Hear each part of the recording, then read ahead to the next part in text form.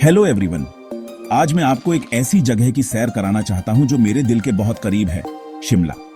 शिमला जो कभी winter Wonderland हुआ करता था, हमेशा से एक जादुई जगह रहा है। बर्फ से ढके ऊंचे ऊंचे देवदार के पेड़, बच्चों की हंसी की आवाज जो स्नोमैन बनाते हुए आती थी, और पैरों के नीचे ताजी बर्फ की कुरकुराहट, ये सिर्फ यादें नहीं थी, ये हमारे शहर की जान थी। कुछ साल पहले शिमला के बच्चे सर्दियों की सुबह खुशी से उठते थे, अपनी खिड़कियों से झांककर एक सफेद दुनिया देखते थे। स्कूल के मैदान स्नोबॉल फाइट के अखाड़े बन जाते थे और पार्क छोटे छोटे स्नोमैन से भर जाते थे। रंग बिरंगे ऊनी कपड़ों में लिपटे परिवार सड़कों पर निकल पड़ते थे, जहां गाड़ियां नहीं होती थी, बस जिंदगी होती थी। लोग घंटों पैदल चलते थे, बर्फबारी की मधुर आवाज से भरे शांत सन्नाटे का आनंद लेते थे। मुझे याद है कैसे हर बर्फबारी पूरे शहर को एक साथ लाती थी। पड़ोसी बाहर निकलते थे, गर्मा गर्म चाय की प्यालियां बांटते थे और चारों ओर की खूबसूरती को निहारते थे।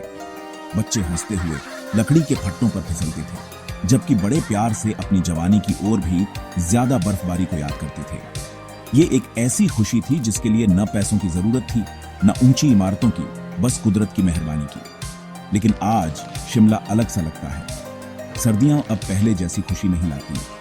जो बच्चे कभी बर्फ से भरे मैदानों में नाचते थे, अब घर के अंदर बैठे धूल भरे आसमान को देखते हैं। कभी बर्फ से ढकी रहने वाली सड़कें अब सूखी हैं और हंसी से गूंजने वाले पार्क अब खामोश हैं।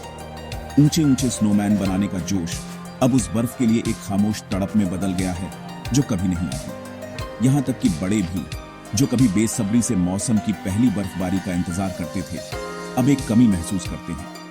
मैंने लोगों को थोड़ी सी बर्फबारी पर भी अपने घरों से बाहर निकलते देखा है, इस उम्मीद में कि ये बर्फबारी रहेगी, लेकिन निराश होकर लौटते हैं। उनकी आंखों की चमक, उनके दिलों की गर्माहट, सब कुछ हर गुजरती सर्दी के साथ फीका पड़ता जा रहा है।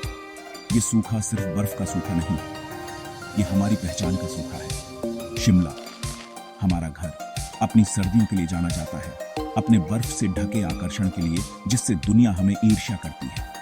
लेकिन सच्चाई ये है कि हम इसे हल्के में लेते आए हैं।